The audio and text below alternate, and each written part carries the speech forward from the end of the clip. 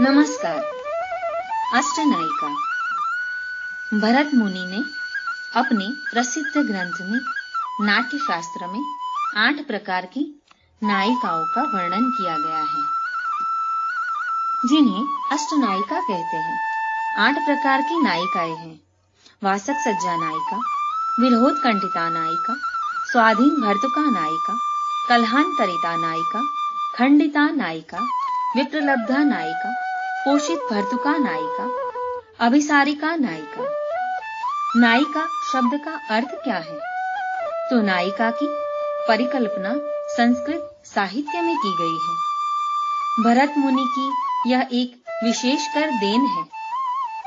नाट्यशास्त्र के रचयिता यानी भरत मुनि भारतीय शास्त्रीय नृत्य और नाटक को अनुशासित करने वाले सिद्धांतों के प्रतिपालक यानी भरत मुनि।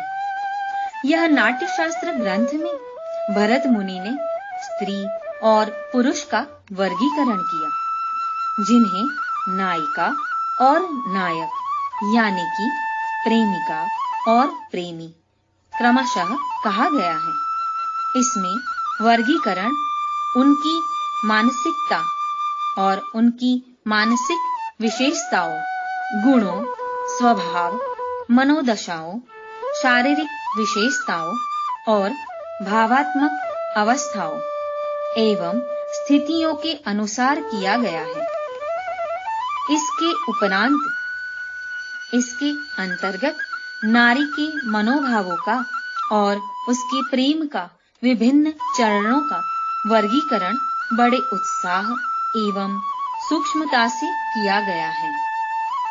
नायिका भेद यह देखें तो इसे हम परिस्थिति भेद भी कह सकते हैं। परवर्ती लेखकों के अनुसार जिसे प्रकृति भेद भी कहा गया है। नायिका 3 प्रकार की होती है: उत्तमा, मध्यमा, अधमा। अग्नि पुराण के लेखक ने नायिका के केवल एक वर्गीकरण का उल्लेख किया है: स्वकीया, परविकया, पुनर्भू, सामान्य। इन 4 भेदों में से पुनर्भू को आगे चलकर मान्यता प्राप्त नहीं हुई। रुद्रट काव्यालंकार जो 9वीं सदी में 9वीं शताब्दी में तथा रुद्रभट्ट श्रृंगार तिलक ईस्वीसन 900 से 1100 तक में उसने एक षोडश भेद वर्गीकरण प्रस्तुत किया, जिसे परवर्ती लेखकों द्वारा सर्वाधिक प्रधानता दी गई। यह वर्गीकरण इस प्रकार है: नायिका में स्वकीया, परकीया और सामान्य। अब स्वकीया में देखेंगे तो मुग्धा, मध्या, प्रगल्भा। मध्या तथा प्रगल्भा में धीरा, मध्या, मध्या यानी धीरा धीरा और अधीरा। मध्या तथा प्रगल्भा। पुनः ज्येष्ठा, कनिष्ठा। अब परकीया में ऊठा, अनूढ़ा यानी कि कन्या, ऊढ़ा और अनूढ़ा यानी कन्या। फिर इस षोडश भेद वर्गीकरण को देखें तो मुग्धा में 1, मध्या में 6, प्रगल्भा में 6, परकीया में 2, सामान्य में 1। ऐसे करके कुल षोडश भेद धनंजय के ईस्वीसन 1000 में दशरूपक ग्रंथ में, उसके बाद ईस्वीसन 1088 से लेके 1173 तक हेमचंद्र के काव्यानुसार तथा ईस्वीसन 1100 से लेकर 1130 तक शारदा तनय भाव प्रकाश के अनुसार तथा शंभ भूपाल यह विभिन्न नायिकाओं की केवल परिभाषाएं ही दी गई हैं। अलंकार ग्रंथ के रूप में इसका विशेष मान है। अब हम देखेंगे कि कुमारमणि शास्त्री ने रसिक रसाल यह ग्रंथ में केवल नवीन भेद प्रभेदों का ही उल्लेख नहीं किया, उपरांत पुराने भेदों में नई संबंध भी स्थापित किए गए हैं। उनकी प्रमुख मौलिक स्थापनाएं इस प्रकार हैं, जैसे कि प्रथम स्वकीय, जो पतिव्रता या फिर साधारण, मुग्धा, मध्या तथा प्रगल्भा के प्रभेद।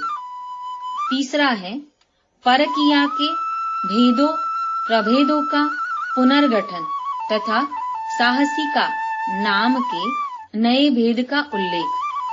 उसके बाद सामान्य के 3 प्रभेद, उसके बाद स्वाधीन पतिका के अंतर्गत प्रेम गर्विता आदि का तथा खंडिता के अंतर्गत धीरा अधीरा धीरा धीरा, मानवती, अन्य संभोग दुखिता आदि का उल्लेख किया गया है।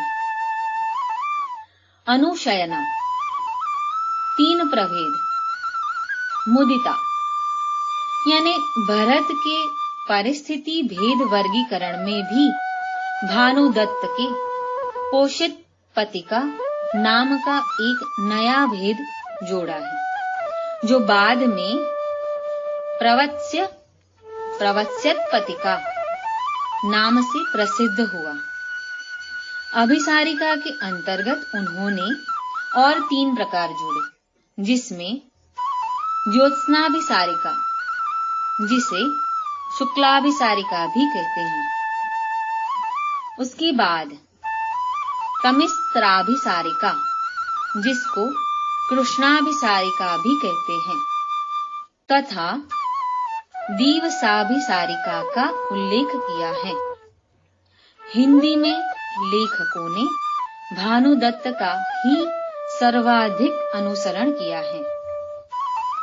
सिंह भूपाल एवं विश्वनाथ, जो 14वीं शताब्दी में साहित्य दर्पण ने यह ग्रंथ को लेकर उन्होंने सामान्य के 2 उपभेदों का उल्लेख किया है, जिसमें उपभेद में प्रथम प्रकार है रत का और दूसरा है विरत का। अब हम जानेंगे कि विश्वनाथ ने किस प्रकार से इसका विवरण किया है।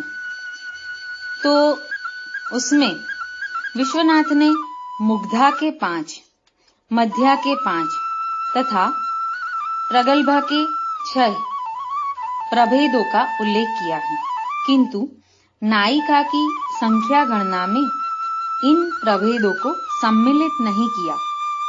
गोस्वामी ने केवल हरिवल्लभाओं को नायिका मानते हुए सामान्य को स्वीकार नहीं किया।